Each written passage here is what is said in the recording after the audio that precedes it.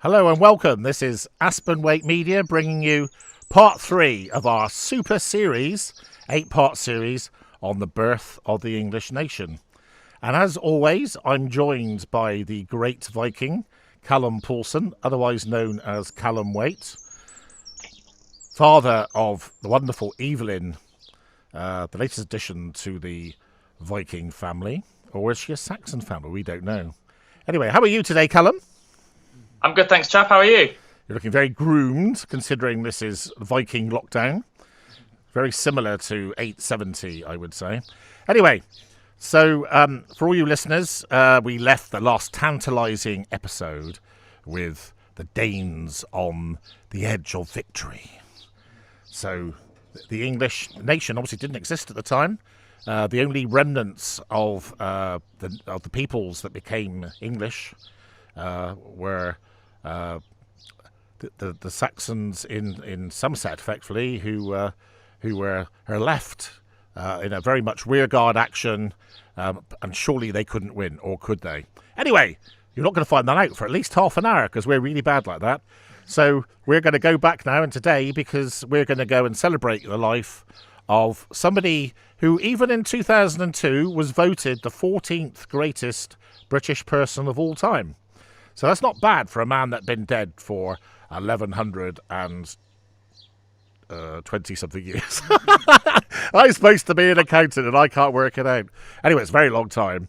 Yeah, I mean, it just shows the legacy of the man that he was voted 14th in the all-time list. I have to say some of the people above him were rather like Lady Diana, for instance. Princess Diana was above King Alfred.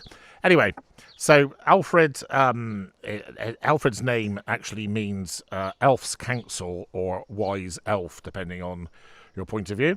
And I'll do my best impersonation of how he would have been greeted at the time. He would have been Elfred, as opposed to Alfred, which of course is the modern English version. So his name was Aelfraed, and he was born. We don't know exactly when. He was born between 847 and 849 in the town of Wantage. And those of you who know anything about Aspen Wake will know that Aspen Wake now has an office in Wantage, and this is a true story. The reason I wanted to have an office in Wantage was out of homage to the great man himself. So this is my way of... I feel very much in my life that I have been rampaging through the Wessex kingdom, and it was important to me to set up some sort of base camp in Wantage where it all began. So Alfred was born in Wantage, so let's say 848 for the purposes of today. His father was the King of Wessex, Aethelwulf, and his mother was a lady called Osborough. And what's quite bizarre about this is he was actually the youngest of 6 children, 5 boys, 1 girl. So the chances of him ever becoming king were extremely remote. And it's quite often in history how often that happens, where someone who's completely ill-prepared and not ready to become the king actually becomes the king. But nonetheless, this is what happened. So what do we know about Alfred's childhood then, Callum? Yeah, well, as you said, he was born in the royal estate in Wantage. I think it's worth mentioning, quickly reminding people that his father was Egbert, who we talked about. Grandfather? His grandfather was Egbert, who we talked about last week. He did quite a lot of bit of travelling when he was a young man. He spent some time in Rome with Pope Leo IV, who thought very highly of him. Apparently, he was a very bright lad. His mother used to hold sort of little competitions to see who could remember works of art the best out of him and his brothers and the other noblemen's and noblewomen's sons back in the day, and he would pretty much always win. So he used to win books of poetry and stuff like this. So yeah, he did a lot of learning in Rome under Pope Leo IV. He also travelled to Ireland when he was younger. He was very, very interested, even from a young age, of not having an insular mindset. He was always looking outward and knew the importance from a young age of maintaining strong ties. And I think his time in Rome as a young lad definitely had a massive impact on him. He was obviously a very, very religious man all of his life. And that was one of his main goals in Britain and one of his driving forces during the Viking invasion.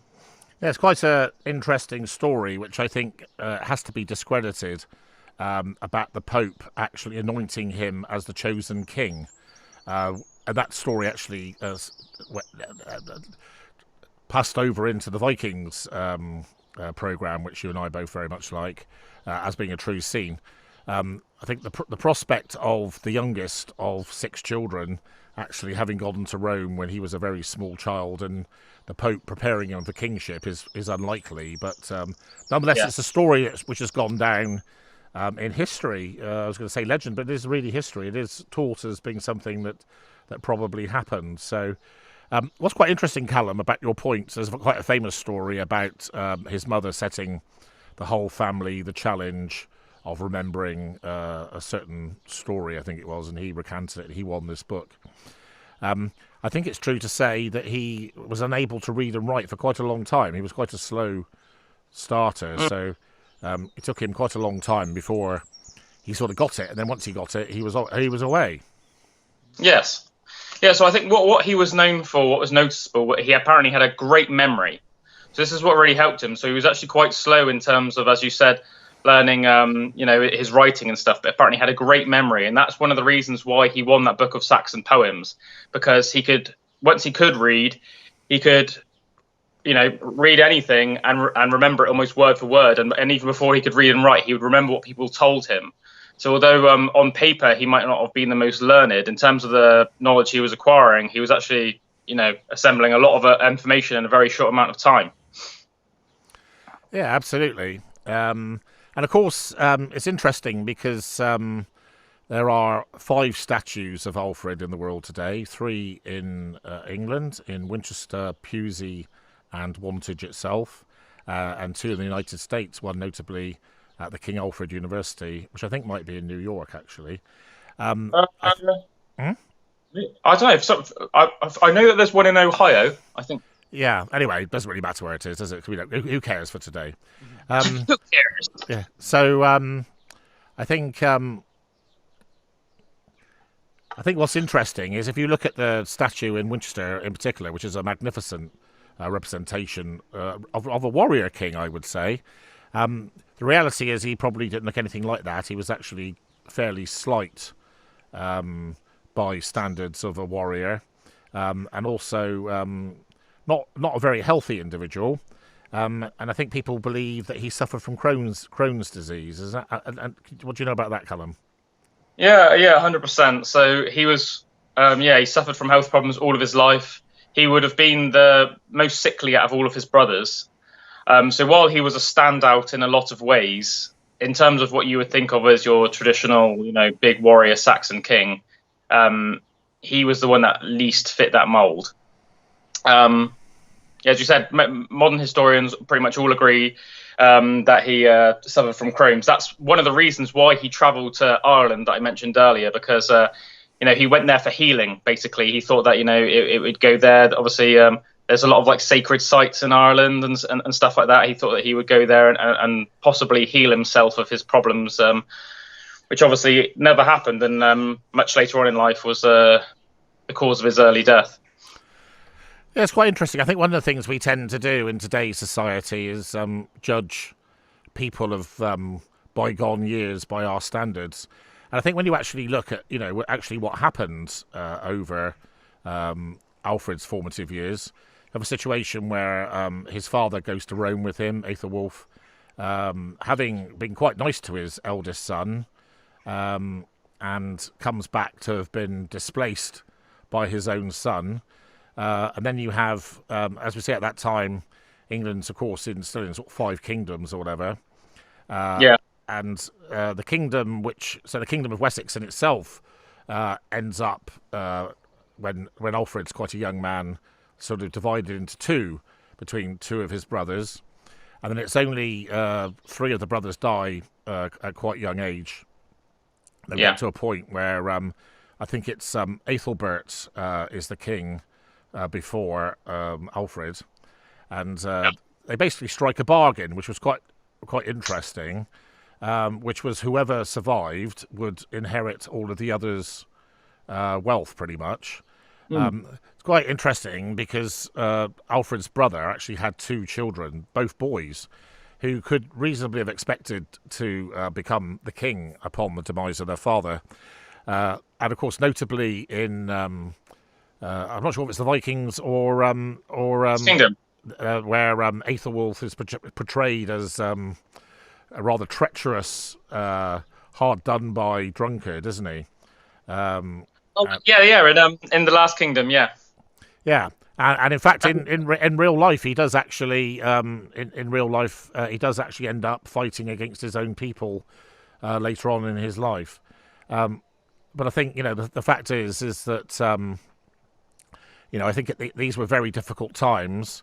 So I think it was quite a smart decision the brothers came to in terms of what would happen, and so.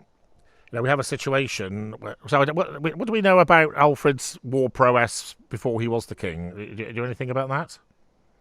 I know that he fought beside his brother Ethelred in a failed attempt to keep the Great Heathen Army that was led by Ivor the Boneless. Our favourite man. Huh? Our favourite man. Yeah. So Ethelred led an army up to Mercia to try and keep the Great Heathen Army out. They failed, basically. They lost. They had to go home. Ivor won. But yeah, so he fought alongside Ethelred in that battle. I imagine would have been quite crucial in terms of their planning. Obviously, he was a very cerebral man all of his life, and he was a real, he's a really good example of that knowledge is power sort of saying. Obviously, he over the course of his lifetime, he defeated many physically powerful warriors with the use of his mind and superior tactics. But yeah, early on in his life, he fought alongside Ethelred and in Mercia and things like that. Several other skirmishes, Battle of Englefield, where he fought in December 870, I think.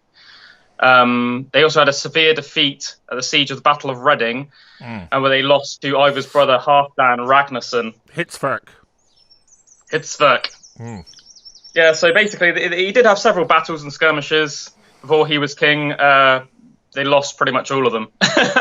Yeah, no. So I've been doing a lot of reading about this. So there were actually 9 battles between 870 and 871. And I think the Saxons won 2 of them, perhaps. One was quite a good victory. I think just for viewers, just a little bit following in. So Ivor the Boneless, of course, is portrayed in a not very sympathetic light in the Vikings. And I think it's just worth drawing out the history here, because I know the Vikings are probably even more in vogue in terms of interest than the Saxons are. And of course, Ivor the Boneless was a son of the great Ragnar Lothbrok, as was Halfdan, portrayed as Hitsverk in the Vikings, and also his brother was Ubba,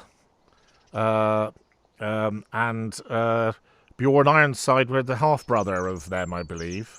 Is that right? Yeah, that's right. Yeah.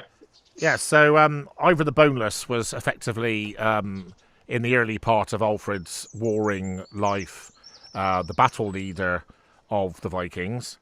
And he sort of disappears out of history by the time that Alfred becomes the king. And so I think probably we can now sort of take everyone up to the point we got to in last week's show. So effectively what's happened is what they call the Great Heathen Army, I think that was the reference, wasn't it? Yeah, Great Heathen Army, that's what they refer to, yeah. The Great Heathen Army comes into England, and for around 10 years, leading up to the momentous breakout, if you want to call it that, and the pivotal moment, has almost unbridled success. They rampage all across England. They take over So they've already in control of the north. They control East Anglia. They control Mercia. And then ultimately, because of all these battles we've been talking about, we end up in a situation in 878 where even the West Saxons are defeated. And I think it might have even been Cannington or something like that. There was a battle of Cannington. Obviously, Cannington Park is the site of a Saxon and Viking battle. Yeah. There was a pivotal battle, which I think pretty sure took place in Somerset in mid 878, which the Saxons lose, and everyone's slaughtered. But Alfred and his retainers managed to sneak away, and so that leaves the Vikings basically in control of England. But Alfred and his loyal retainers basically retreat to the Somerset marshes in a place called Athelney, which is, for those of you watching this, probably about 15 to 20 miles from where I'm doing this broadcast. Very sort of interesting place, sort of in the middle of nowhere. There is a memorial to Alfred Stone in Athelney to this day. I do think it's rather sad. I can't imagine many countries where you've got such a famous man, where there is such a poor sort of acknowledgement of the importance of that area. As I think I referred to last week, there was a very famous jewel called Alfred's Jewel that was found in Athelney. And, of course, in those days, Somerset was largely underwater, and people used to travel around on coracles, and it would have been very, very difficult for people who didn't know the local terrain to basically find someone that was trying to hide. So it actually wasn't very difficult for Alfred to evade the Vikings and live in some degree of security. So he ends up in Athelney, and then of course I don't expect you were taught the story about the cakes at school, were you, Callum? No, we were. Yeah, amazing. Yeah, no, I just like to say Athelney was near where North Petherton is today. Yeah, so well, fairly. The reason he fled there was because in January 878, the Danes made a sudden attack on Chippenham, which was a royal stronghold in which Alfred had been staying over the Christmas that year. That's the one, yeah. And so most of the people there were killed. Luckily for Alfred, him and a very small band of people had managed to escape. And, he managed to, with the help of locals, made his way through the swamps. And then they found their way to Athelney, which is, near North Petherton today. From there, he mounted a resistance campaign, and he managed to get word out to send all the local militias from around Somerset, Wiltshire and Hampshire to meet him there. And this is where, obviously, the cake legend sort of the story comes from. Yeah, of course, as we've discussed before, the Saxons didn't actually have cakes because they used to eat oaty things. So I think it's probably more true to say that it's become a folklore story, which is sort of more symbolic, shall we say, of what happened. So you've got this king allegedly in the house of this peasant woman who goes out and simply asks him to look after the cakes while they're being cooked, and of course he fails to do so and they burn, and she then scolds him without realising he's the king. That's the story. But it's quite extraordinary. I can remember at school myself as a primary school kid being taught that probably when I was 7 or something. And it's just, I think it's remarkable.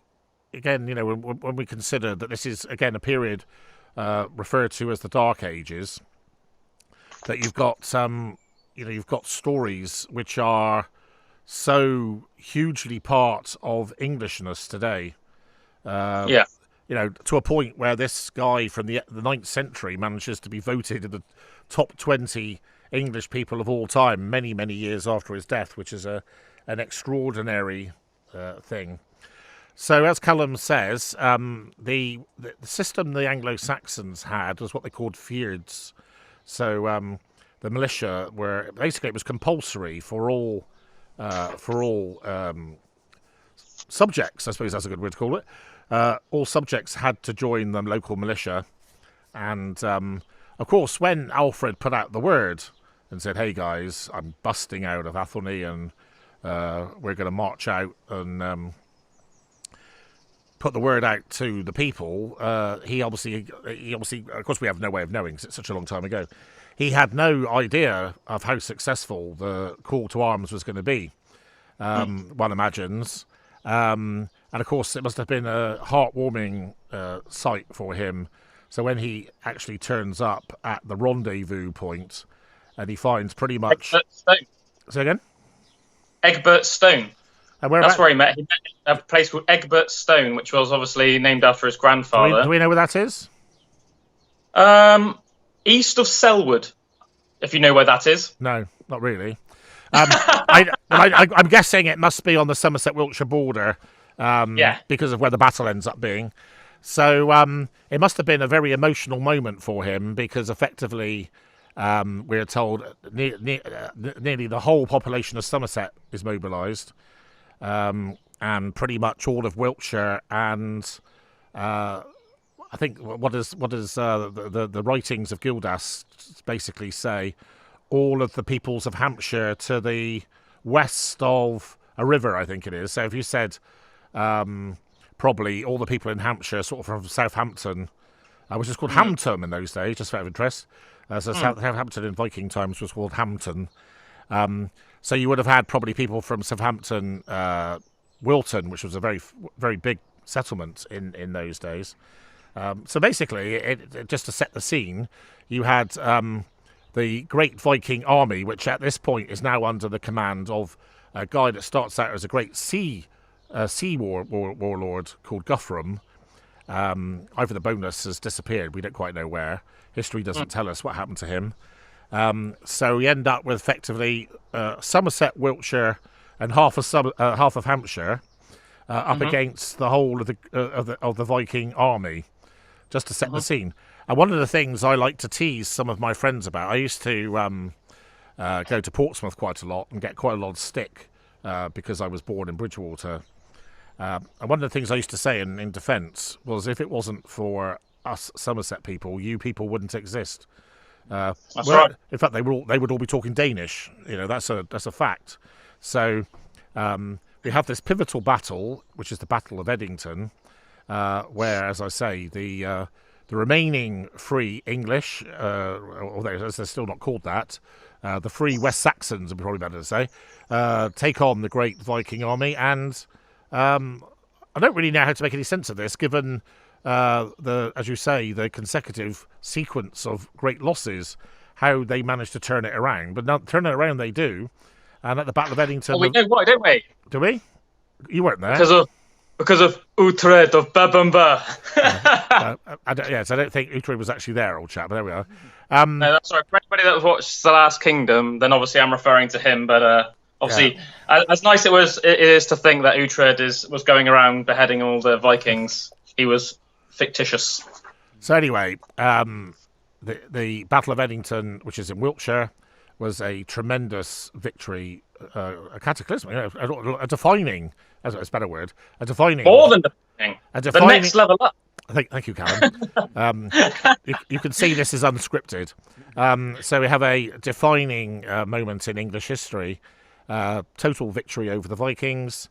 And as part of the reparations of that, basically Alfred insists that Guthrum himself is baptised. And this is done in Wedmore, which is... one of my favourite places, which is only 9 miles from my house. Somewhere we go for lunch every Christmas at Boxing Day. George Inn, which is obviously a client of Aspenwaite, a wonderful place. And church actually is rather wonderful. Church is actually right next door to the George. And Guthrum was baptised, and he was baptised as Athelstan. And what's quite interesting is... it's genuinely believed, usually the Vikings... it's interesting, this, Callum. I don't know how much you know about this. I mean, I was reading about one particular episode. I don't know enough about it to say any more than that. Which was somewhere around 877, I think it was. So this is during the sort of grim days of the Saxons where they're losing. Where at one moment, I think that following a battle, they exchanged hostages. I think it might have been Wareham, actually. I think it might have been. Okay. So the Saxons and the Vikings exchanged hostages, and the Saxons made the Vikings swear an oath on their blood. Is it blood rings? Is that what they're called? Or something rings, anyway, war rings or something. And this is supposed to be a sacrilegious oath, because although they're pagans, they're basically swearing on Thor's life, Mm-hmm. and and basically 2 days later they slaughtered all the hostages, which just goes to show how seriously the Vikings took their oath. Anyway, so one needs to but the fact is that Guthrum might have been expected to very cynically be baptised as Athelstan, but in fact he took it very seriously, and it's generally considered that he lived a reasonably Christian life.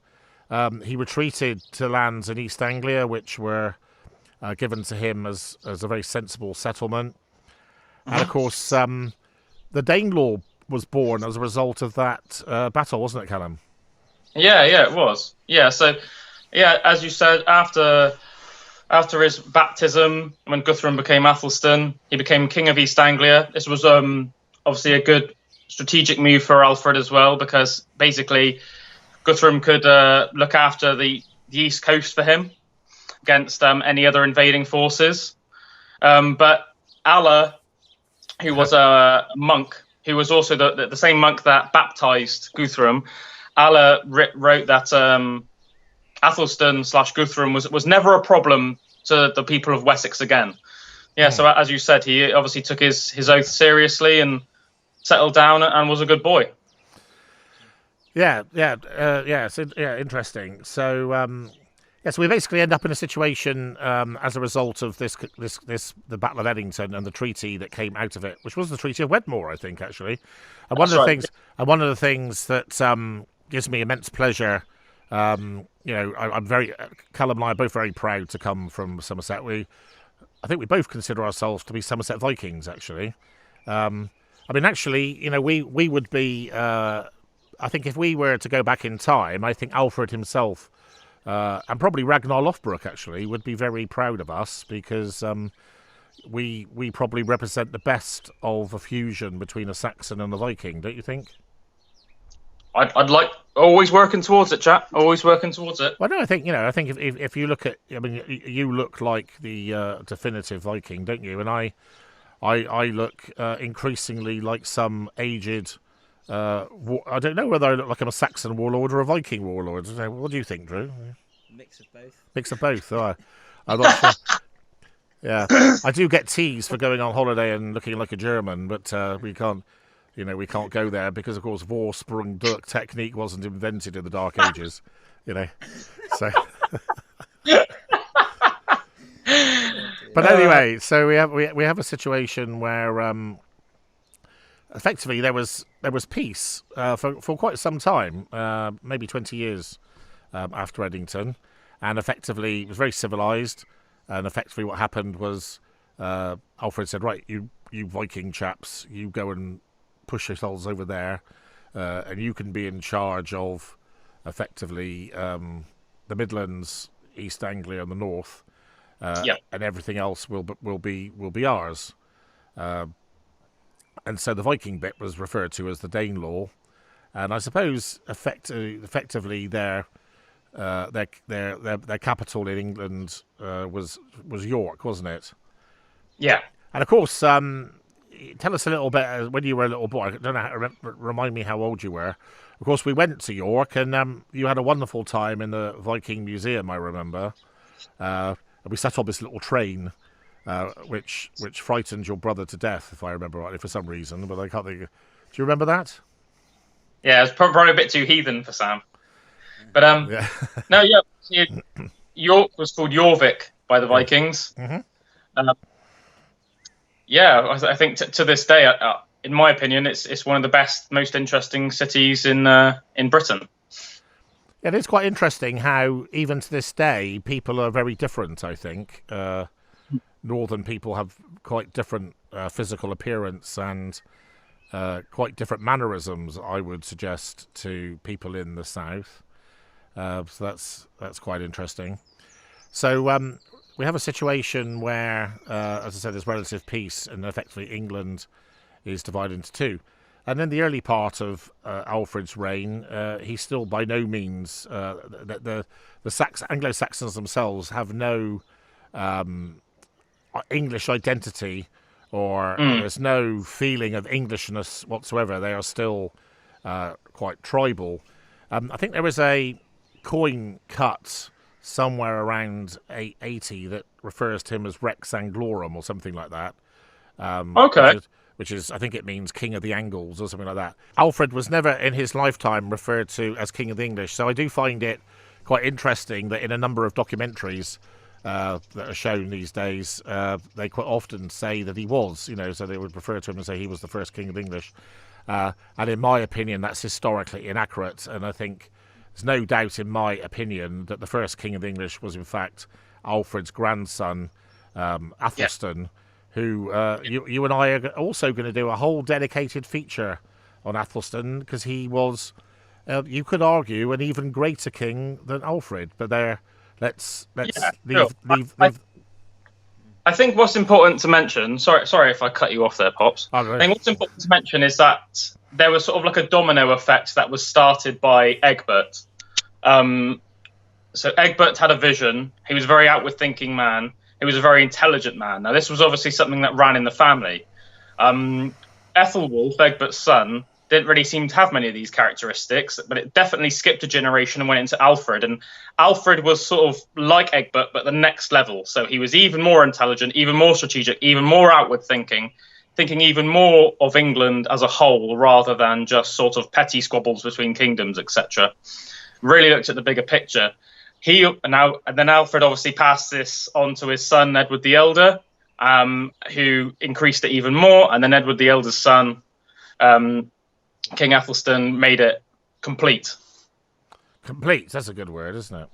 I think it's very important to mention that during those 20 odd years of peace that you mentioned after Guthrum was made Athelstan and sort of sent to East Anglia to be a good little boy. Alfred didn't take this as a good time to put his feet up. He made massive reform in England at the time. He thought that everything that happened during the Viking Age during the Viking invasion was a bit of a shambles. I think that as a proud man, he was maybe even embarrassed at how easily fortifications were taken by men with no siege equipment, blah, blah, blah, blah, blah. So he made massive military and educational reforms. There's texts that show that because Alfred cared so greatly about knowledge and held such a high standard of intelligence, he was really, really bothered by how badly the Danish raids had an effect on education in England. There was just so much slaughter going around. So many texts were burnt in the monasteries that the Vikings raided. There were hardly any monks in England anymore that could even read Latin at one stage, let alone translate Latin to English, which is what Alfred expected. So he made massive educational reform, started putting in commonplace through a court system that all noble children would have to, be taught English and Latin, told scriptures, massive military reform, increased emphasis on, military training, and he made burhs every 20 miles. He made burhs. Explain what a burh means. A burh is basically like a fortified position. So it could be a town, it could be a place that they built themselves. But it was very important for him to have every 20 miles, all throughout the country pretty much, he would have burhs, which were, as I said, fortified by these newly trained, re-emphasized, military, basically. That's something we probably ought to talk about, as obviously the main reason we're doing these shows is to educate people, and I think it's been quite heartwarming, actually, that people do want to learn and they enjoy learning about this stuff. So it's quite important to anyone who feels remotely English. So I think it's probably worth talking a bit about stuff that you and I like. One of the things we like in The Last Kingdom and the Vikings is the battle scenes. And I think, to some extent, one was brought up to this notion of the Vikings being this fearsome, terrifying bunch of people that were almost sort of animals and fought with no discipline and whatever. So I think it's quite interesting to compare the different ways of fighting. And if I tell you to start with how I think they fought, and then you can correct me, because I'm sure you certainly would know more about the Viking side than I would. The Anglo-Saxons fought in a very disciplined way, I would say. So as a generalization, it's quite interesting, actually, because, again, we both love Sharpe, for instance, which, of course, is the chronicle of a guy that comes up from the ranks to become a very senior officer in the Napoleonic Wars.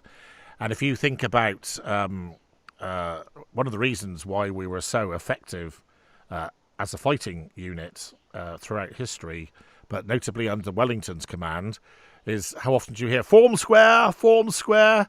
So we were very disciplined people that retreated into form square, and of course, the square, you could argue, sort of has its birth in the shield wall as a concept, and of course the Saxons, when they were fighting, and obviously mostly they were fighting the Vikings for most of their time prior to the Norman conquest, is whenever there was a battle, the Saxons' instinct would always be, at the very earliest opportunity, to form a shield wall, which basically meant fighting in a very disciplined team fashion. So very much not individuals. There weren't individual Saxons rampaging across the battlefield in single combat. That wasn't the way they liked to do things. Whereas I believe the Vikings were much more skirmishy, more skirmishing type fighters. Is that true? Well, I think it depends on the size of the army. So until the Great Heathen Army sort of started conquering majority of England, they used to often use like hit and run tactics. Vikings would target places that had lots of gold and things of worth, and they would raid them, sack them, and then leave before a large army could come in. I think this was very different though by the time of the Great Heathen Army. They would have had very, very similar battle tactics to Vikings and the Saxons, almost identical in the majority of ways. And I would actually argue that at the start, the Vikings were better militaristically. I think that the Saxons had almost become a little bit complacent. They had good ties with Rome. They had good ties with the Franks. So they weren't really worried about many outside forces. They were used to their little, squabbles between the kingdoms. And I think to have such a massive force of very determined, equally physical people coming in, that the Vikings were more about that warrior lifestyle, whereas the people in England, are becoming, the Saxons, since they'd become Christian especially, had become, increasingly more interested in education, etc., which is obviously fantastic. But you can't forget about the physical aspect of things, because what happens is you get these great big heathens coming in, and unfortunately, how much Latin isn't going to help you very much when a 6'5" Dane wants to put an axe in you. So I think this is why Alfred put such a big emphasis on military reform, because obviously he realised this and thought, as a proud man, thought, us Saxons, have got just as good warrior lineage as the Vikings. We really need to bring this back into our culture. And I think it's really, there's a lot of evidence to show why that their Vikings were better warriors, at least at the start. But the fact that they took towns like Canterbury and stuff pretty much easily. These were like great big fortified places, and it seems like the Vikings just sort of like waltzed in. Actually, quite embarrassing for the Saxons of the time that they weren't able to defend it. Yeah, quite similar. On that, they both would have used shield walls, similar weapons. Vikings used more axes. Axes weren't so much an Anglo-Saxon thing. They used more spears and swords. But apart from the fact that Vikings used axes more, they would have had very similar battle tactics. Okay. I mean, again, one of the things I think, sometimes I think one tends to take things for granted and assume people know things and it's obvious. So one of the things, so I think that's not true. So just for the state of saying it, so England was a Roman Catholic nation. So Alfred was essentially a Catholic. His allegiance was to the Pope. As I say, we had this story about Pope Leo actually loving the little boy and anointing him as the future king. So in those days, it was very traditional. Prayers would have been in Latin and books, because the only learned people really were monks, so they would have written in Latin. And of course, I think what's very interesting is, I hadn't really thought about this before, when you go forward into sort of the 16th century, shall we say, and you've got people like the Spanish Inquisition and the terrible conflict between Protestants and Catholics all over Europe, particularly if you think about Bloody Mary, as she's called, burning Protestants at the stake, to some extent then Queen Elizabeth doing the opposite back. It was considered very heretical, that's not a good word, heretical for knowledge to be imparted in anything other than Latin. And certainly, when people like Wycliffe and Caxton tried to produce information and knowledge in English, it was considered to be quite an offensive thing to do. So instead of sitting there thinking it was a good thing that Bob in the field, Mr. Peasant could read something, the privileged didn't like that. So I think it's amazingly far-sighted of Alfred that he should have pioneered, I suppose, knowledge for all. It might be a way of putting it, So he basically insisted that books were translated, which of course would have been Old English at the time. I don't know quite how they would have referred to it themselves, and whether they actually realised that they were writing in Old English. I don't know this. I've never actually found out. It'd be interesting to see what someone would say. What language Alfred would have said he was speaking. Yeah. Do you have any view on that? No, I don't really. I guess, I don't know. Maybe he would have said that he was speaking Germanic. I'm not really sure. It's quite an interesting question, isn't it? It is a very interesting question, yeah. Because obviously, all historical mention of it just refers to it as English or Old English. That's all they say, isn't it? Yeah. But obviously, as there was no such thing as English, then they clearly couldn't have been speaking English because they didn't know they were English. There we are. That's a great one, isn't it? I think that it's worth mentioning what you were saying about how forward-sighted it was of Alfred to start thinking, about educating, just the common free peoples as well as noblemen. I think, for me, one of the things I like most about Alfred is how much of a common sense person he was. So he wasn't like he wasn't like it is today. He wasn't like, okay, every child has to go to school and go to education. He was very much common sense based. So if by the time a child was sort of 6-7 years old, they were showing talent in terms of intelligence in any way, then they would be sent to be educated. On the other hand, if that lad had a brother who was, big and strong but not so gifted in that respect, he would be put through more military training or put to work on the farm.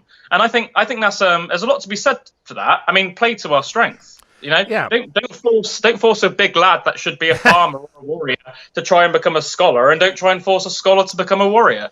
Right. Play to our strengths. Yes. So I just want to make sure that when we finish our hour today, that we cover all the things that are quite important. So one of the things I want to talk about is Alfred is often regarded as being the founder of the British Navy or the English Navy, and of course, probably from the late 16th century onward, apart from probably a period of 20 to 50 years where the Dutch were amazingly successful on the seas, Britain pretty much did rule the waves, hence the wisdom of Rule Britannia, Britannia rules the waves.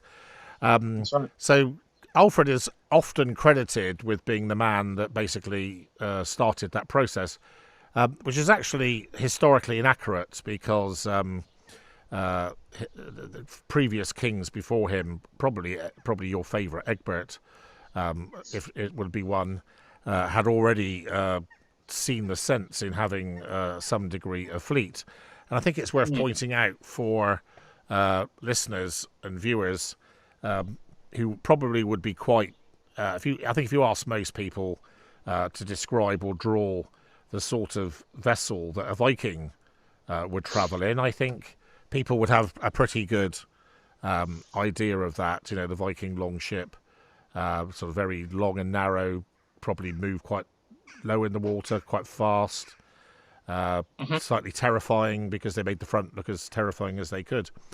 The Saxon boats, by contrast, were much bigger and much heavier, made of much more solid wood, so would have been probably much more recognisable in sort of medieval times as a vessel. So that was the predominant difference between a Saxon boat and a Viking boat. Yeah. But what's quite interesting in those days is they didn't actually fight in a sea way. So how they actually fought was, so if we just imagine now, for instance, 5 big Saxon vessels sailing up the Thames, and they come across 7 Viking longships, what they actually did was they came alongside, and then basically they had a land battle at sea. That's They jumped in ships. Yeah, so they did. It wasn't like boom, boom, and all this. No. It was a means to construct a land battle on sea, effectively. Yeah, I don't know. I don't know if this was leftovers from sort of the Romans' way of things. We know that obviously the Saxons were very influenced by Romans in lots of ways. Obviously, them learning Latin being a massive one, and Christianity. But that's the same way that Rome used to go to war at sea as well. They had like big ramps that they would lower onto ships. What's interesting to note, without going too off topic, is if you go back to about 3,000 years ago, the Greeks actually had far more advanced naval combat. They would have jars of oil, burning oil, and stuff, and they would shoot flaming arrows onto the sails, and they would often just set alight some ships that were 50 feet away or something. Very effective. They also had oil that they would burn on the water and set fire to ships that way. But anyway, I digress. What's really interesting, what you were saying about the Saxon ships, was that along with Alfred's military reform on land, he did actually change the styling of Saxon ships. So he actually did adopt the more Viking style of they're called long ships or dragon ships. Dragon boats or long ships they're usually referred to. As you said, they usually had like a big statue of a dragon on the front. What they were really good at, Viking ships, was, and this goes back to what I was saying earlier about them, being known for their hit and run tactics early on. The ships completely mirror that. They were sort of hit and run ships that were extremely fast. At the time, they may have been the fastest ships in the world. I think that's probably true. I don't think there would have been any ships in Asia or anything faster. They're extremely fast, very long and narrow. What Alfred did was he made ships that were basically the same as the Viking longboats, but twice the size. So there's scriptures, there's remains of scriptures nowadays that see him putting to work essentially Viking longships, Saxon longships, but Viking longships that are exactly the same as the Viking design, but he ordered them to be made with 100 oars, which is really quite massive. So obviously 50 oars aside, whereas most Viking longships that are dug up today only have 25 oars aside. So that really, so it would have been quite intimidating if you were a Viking sailing down the Thames and then you saw a ship the same as yours, but twice the size with 100 plus men on it. It would have been quite an intimidating thing to see. Obviously, this was exactly Alfred's plan. bit like the Battle of Britain of its kind, but on the sea, of Yeah, course. yeah, I like that. Yeah. Another thing, as we're getting near the end of today's show, just wanted, because it's obviously so important. So London, for instance, London at the start of Alfred's reign was controlled by the Vikings, and it was only, I think, 3 or 4 years after the Battle of Edington that effectively the Vikings moved out of London, and London resumed to be under the control of the Saxons. But even then, if you go out into Greater London, particularly to the north, that area was pretty lawless, really right up for another 300 years or so. So I think that's worth pointing out. I think probably where we ought to end today is looking at Alfred's family. So Alfred's wife was a rather formidable, very pious lady called Ailswith, who's played beautifully by Marjorie Butterworth in The Last Kingdom. I think she's absolutely fantastic, great performance. So it's very, very sort of earnest, loving. I think no doubt she loved Alfred. Yeah. Perhaps sometimes, like a lot of things, perhaps some of her feelings and views were a bit misplaced. And of course, they had several children. I think it was 4, but two in particular have gone down in legend, and we're going to do dedicated shows to each of these people, because I believe each of them. Well, sorry, there's. So I tell a lie. Actually, that's not quite right. So we're going to have a dedicated show on Alfred's daughter, Ethelflaed, who's gone down in history as referred to as the Lady of the Mercians, who I think could be considered to be the greatest English woman of all time. And I think it's very sad, actually, if that's the right word to use. So if you take the fact, it's quite remarkable that Alfred, who lived in between 847 and 899, should have made it into the top 20 Great Britons. It's probably even more remarkable that a lady that lived around 40 AD in Boudica or Boadicea, depending on how you were brought up, should have her own statue in London, and again be someone who most people know who she is, you know.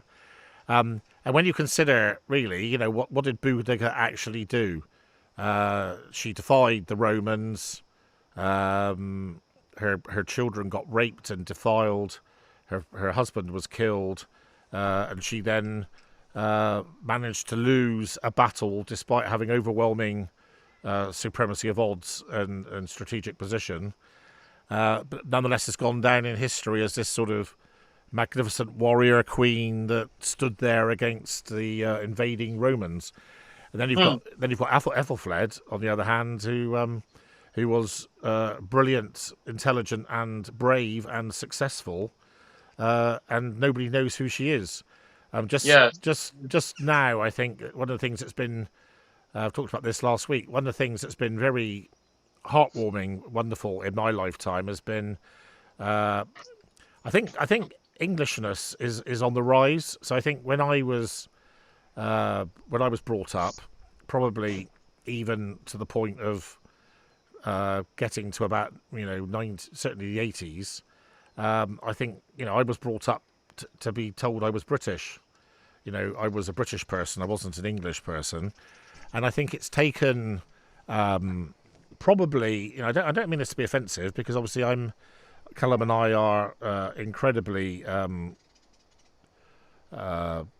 British, shall we say? We're not by blood. We are not English at all.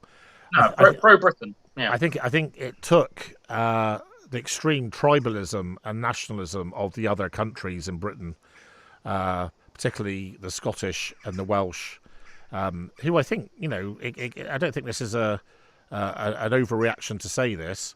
I mean, I've actually listened to interviews with some of the great Welsh players of the 70s and 80s, and some of the stories they now admit are appalling. They actually admitted that if they saw an English head in a rugby match, for instance, on the floor, they would stamp on it. It was absolutely disgraceful. They actually whipped themselves into this sort of furore of hatred. And I think that what's happened in our lifetime is that feeling of Englishness that was originally born through Alfred's vision has come to a fore. And I think now the English race has said, no, we've had enough of this. And I think that's led to Brexit, for instance, a much more defining. And I can certainly, anybody who supports England at rugby, I would urge you to go to Twickenham. It is the most patriotic experience you could ever have. I openly admit to openly crying on the terraces at Twickenham, because the whole experience of all the singing before the match and the singing of Jerusalem and Royal Britannia and all that, and the coming together of English people in a way that they never would have done before. And of course, we owe this to Alfred in many respects. And I think it's terribly sad. In fact, it's more than sad that I still think, I'm sure there are many politically correct and woke people who are going to laugh at me when I say this, but I wouldn't want to be anybody else other than English, British. Myself,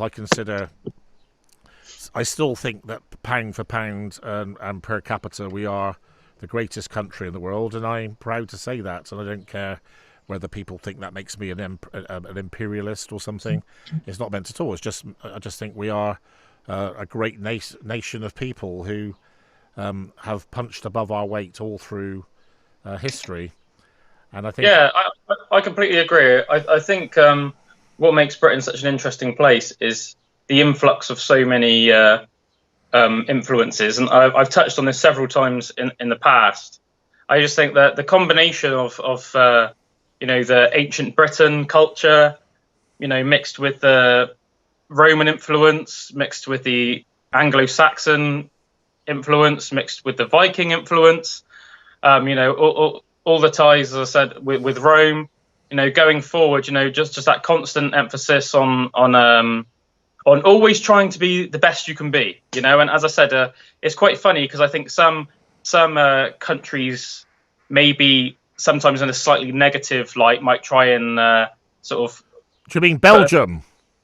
Yeah, put us over is almost like empirical or something like that. And yeah, of course, we did have one of the most successful empires in history, but you got to remember, for such a small country, I mean, pound for pound. I'm very, very proud of what Britain's accomplished throughout history, and I'm very, very proud and very interested in all the different influences. I think one of the things that makes Britain great is it's not just one small group of people, that have, as I said, it's this influx, and I think every single person that's contributed to England, whether it is the ancient Britons, the Celts, the Romans, the Anglo-Saxons, the Vikings, they're all so fascinating and so awe-inspiring in their own right. And we all lay claim to all of those 5-6 different cultures, and I think that's fascinating. And I'm very proud to be connected to all of the different people. Yeah, and I think one of the things that I think is true of Alfred's reign is that he genuinely didn't see the Vikings as, he obviously saw them as the enemy insofar as he had to vanquish them, but he actually wanted to see, as in fact Ragnar Lothbrok did, he wanted to see the Vikings and the Saxons coexisting, which of course they eventually did to great success. So I think so that was a very interesting show. I think it's just worth reflecting. So Alfred the Great was king for 23 years or so. It was 21 when he died. 51 when he died. In 899. He died on the 26th of October, it's known. Yeah, 899. Because of his Crohn's disease. That's what they think, yeah. Yeah. And I think it's very interesting. I wonder if you know this. So Alfred is actually the only king who was born in England who was actually called the Great. There is actually another king who was called the Great. So I wonder if you know the answer to that. Yeah, Canute the Great, Danish king. Well, English king. Well, English king, but he was born a Dane, but he was a king of England. And Norway. Yeah, Canute the Great. Yeah, I must admit, I'm going to admit to you, I didn't know that until about 2 weeks ago. Did you not? No, I didn't know. So no, I didn't realise that Canute was called Canute the Great, and of course, he's sort of infamous in folklore for trying to command the sea, which of course is complete rubbish, especially as he was quite a great man, really. So Alfred's rule was defining, and he effectively staved off defeat against the Vikings, and as a result of his initiative, his intelligence, and his administration, he set the scene. And I suppose one of the things you'd have to say, the gene pool was very, very strong. So Egbert was a fantastic ruler. Alfred was an even greater ruler. Edward the Elder, suspect. His daughter, right off, a chip off the old block. Grandson, at least as good. And maybe, sometimes it's easier to finish off a task than it is to start it, isn't it? So, maybe I think Alfred deserves his place in history for being the person who made being English possible, I would suggest. And he paved the way for others to create the great country that is today England. And on that note, I'm going to say thank you to Callum for his usual excellent insight. Thanks, Bob. Next week we're talking about the Lady of the Mercians, Callum. So that's going to be really interesting. So this is, I think I'm going to start a campaign, bring back Ethelfled, and get her taught in the English, because she deserves to be there, having her place in the sun. Let's try and get her a statue. Yeah, we want her. Yeah, that's a good point. Yeah, well, I'll make a statue for her.